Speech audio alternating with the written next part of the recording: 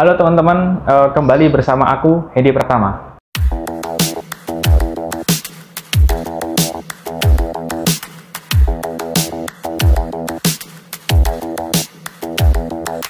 Menikah itu tidak hanya menyatukan dua orang, antara laki-laki dan perempuan menjadi satu, tapi juga menyatukan dua kepala, menyatukan dua kepribadian, menyatukan dua budaya, menyatukan dua kebiasaan-kebiasaan, dan lain sebagainya.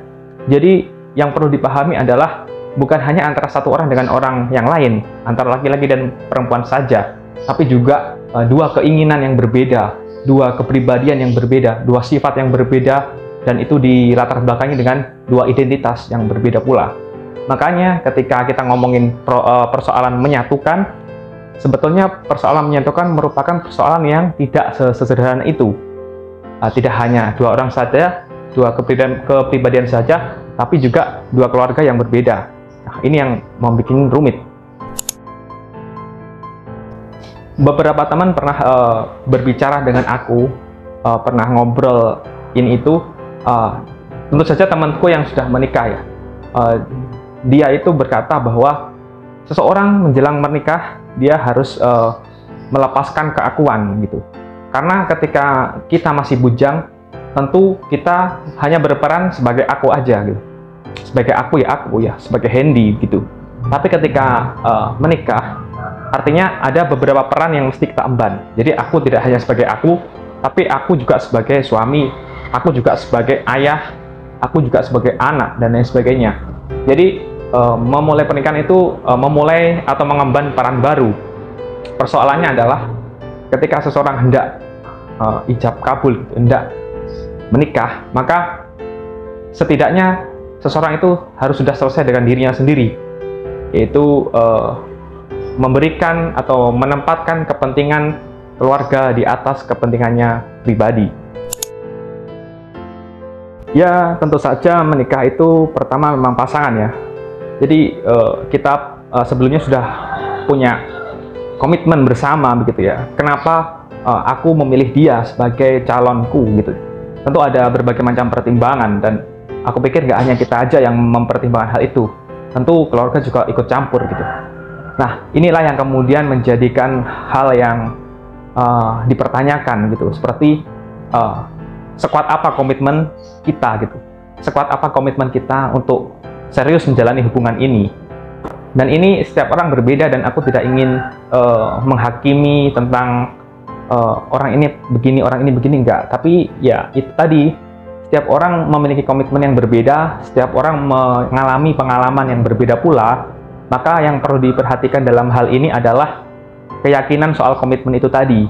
Apakah ia sudah yakin dengan pasangannya, apakah sudah lama pacaran misalnya, ataukah sudah lama ngobrol, sudah lama saling kenal, sama keluarganya juga apakah sudah akrab begitu, apakah sudah diizinin, apakah sudah mengenal secara menyeluruh, gak hanya mengenal, oh kamu itu cantik, oh kamu itu kalau ngomong halus, tapi juga mengenal secara kepribadian gitu. Oh kamu itu wataknya kayak gini, kalau kamu marahnya kayak gini, aku harus kayak gini nih gitu. Jadi proses mengenal pasangan dari luar dan dari dalam itu aku pikir sangat penting. Jadi ketika kita sudah mengenal secara dalam gitu, karena kita sudah mengenal, itu menjadi step awal bagi kita untuk melanjutkan di langkah berikutnya. Jadi kenalilah memang pasangan itu, baik buruknya terima aja. Ketika kamu dapat masalah, ketika dia dapat masalah, bagaimana cara menyelesaikannya ini? Cara menyelesaikannya ini juga mestinya dibicarakan seberapa, misalnya juga seberapa jauh pengetahuan ia soal menjalani hubungan secara serius, apakah sudah baca wawasan soal pernikahan misalnya, kayak gitu-gitu. Ini menjadi hal yang penting. Dan juga apa rencana ke depannya, apakah benar-benar serius atau tidak, atau hanya ingin main-main belaka. Dan biasanya yang menuntut keseriusan itu perempuan, ya memang kodratnya seperti itu sih. Ketika perempuan menuntut keseriusan, mempertanyakan keseriusan, ya lelaki yang baik, aku pikir yang berani menjawab bahwa ya aku serius, kayak gitu. Dan serius, kata-kata serius ini juga harus dibuktikan dengan rencana-rencana, dibuktikan dengan kejelasan-kejelasan. Ya karena apa sih yang diinginkan perempuan itu? Apa yang lebih bernilai di mata perempuan itu?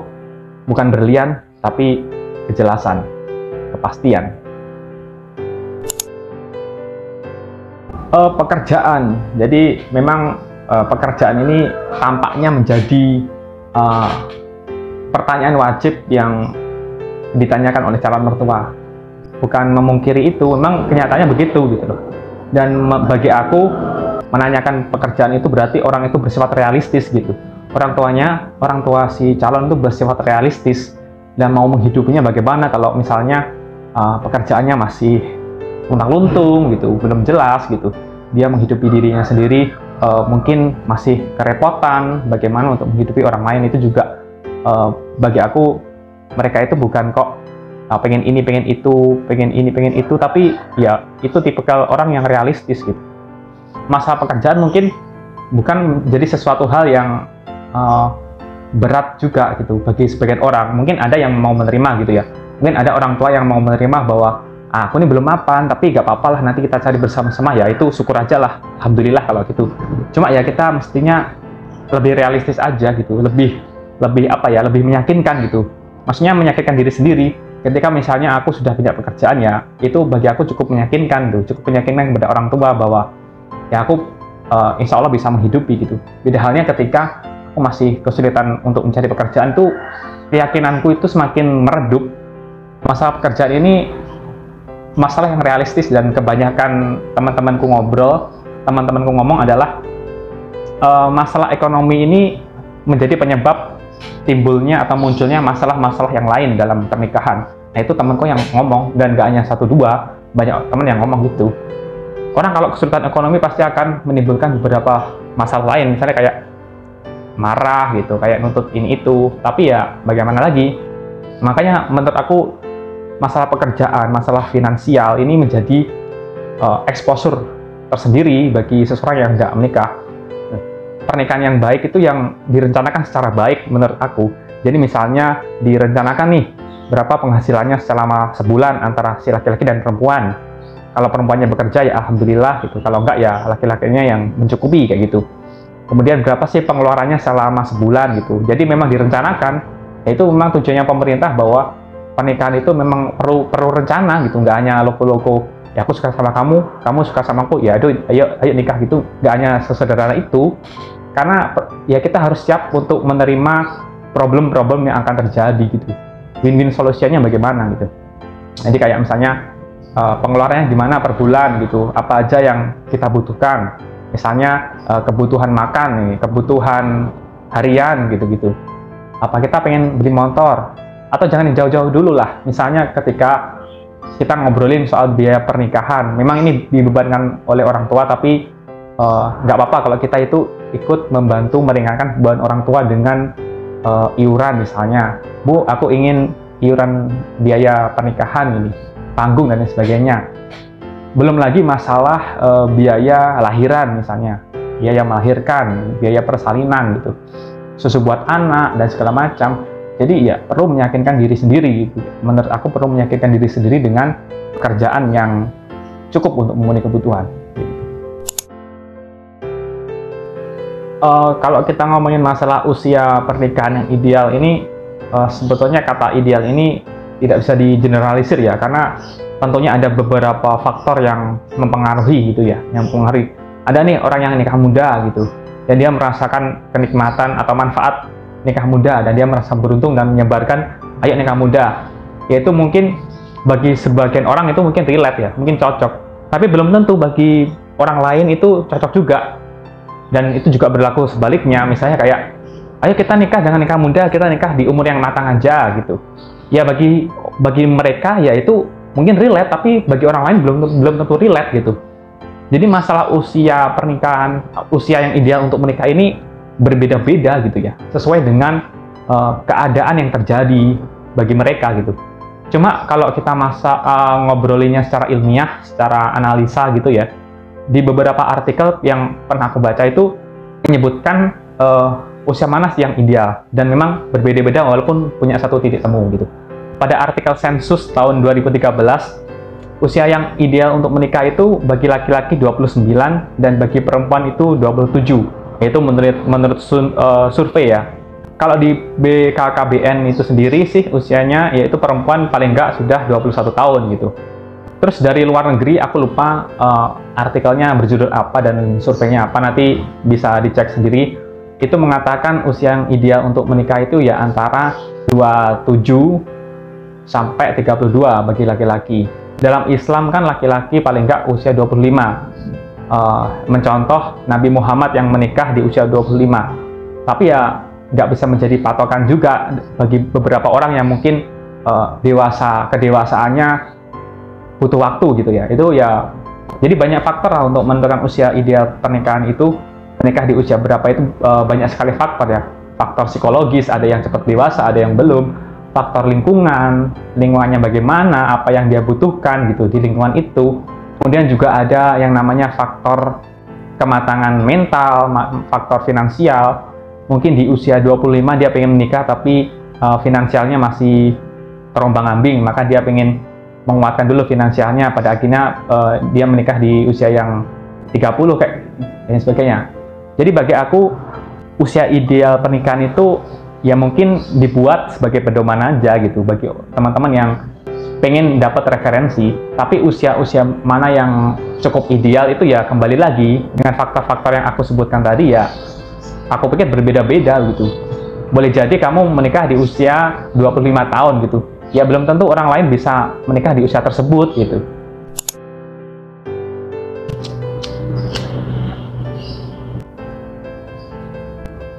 Oke, kita masuk ke kesimpulan.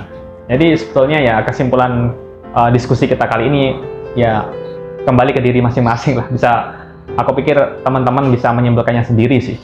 Cuma yang perlu aku garis bawah ini, menikah itu perlu rencana bro. Jadi nggak hanya sesederhana aku suka sama kamu, kamu suka sama aku, menikah. Lagi-lagi nggak hanya sesederhana itu bro. Perlu ada rencana gitu. Rencana kedepannya ini mau apa, ini perlu di planning gitu.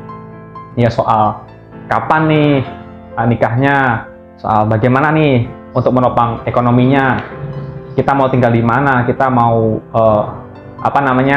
kerja di mana, kita mau berumah tangga di mana, itu juga perlu dipikirin bro.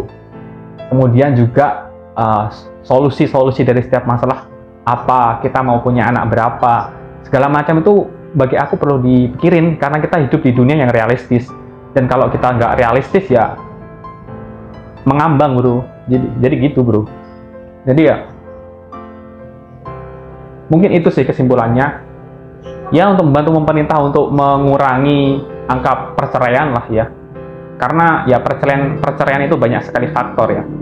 Bukan hanya timbul dari faktor perselingkuhan saja, bukan hanya timbul di faktor ya semacam itu, perselingkuhan dan lain sebagainya, bukan hanya itu bro, tapi juga faktor kesiapan menikah gitu. Jadi jangan sampai ketika kita terlalu berambisi untuk menikah tapi tidak merencanakannya, khawatirnya di ujung jalan ya, di tengah jalan nanti terjadi hal yang tidak diinginkan gitu, cerai lah, putus lah, dan sebagainya.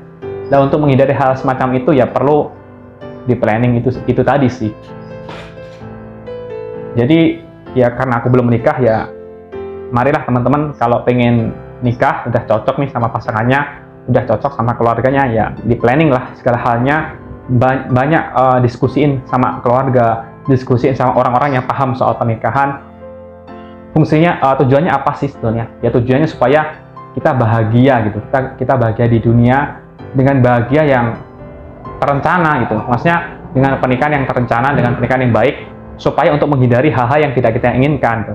Supaya untuk menghindari hal-hal yang mengacaukan pernikahan itu sendiri. Ya lebih baik menghindari hal-hal yang mengacaukan pernikahan itu sendiri gitu. Bagaimana ya tadi direncanakan, dimulai dari diri kita sendiri dan diri pasangan kita sendiri. Semoga orang-orang, teman-teman bisa memahami diskusi ini. Kalau teman-teman pengen ikut berkomentar, ikut berpendapat, silakan ditulis di kolom komentar, dan bisa juga menyarankan ke depannya kita mau mendiskusin apalagi juga bisa di kolom komentar. Ya mungkin itu sih, nggak tahu aja tiba-tiba aku kepikiran untuk bahas ini. So terima kasih yang udah nonton, terima kasih yang udah bergabung. Sampai jumpa di konten berikutnya.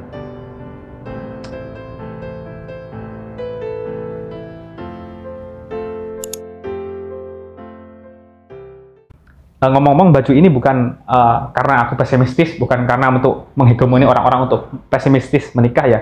ya baju ini untuk promosi aja. Karena dulu kan banyak kata-kata viral soal itu.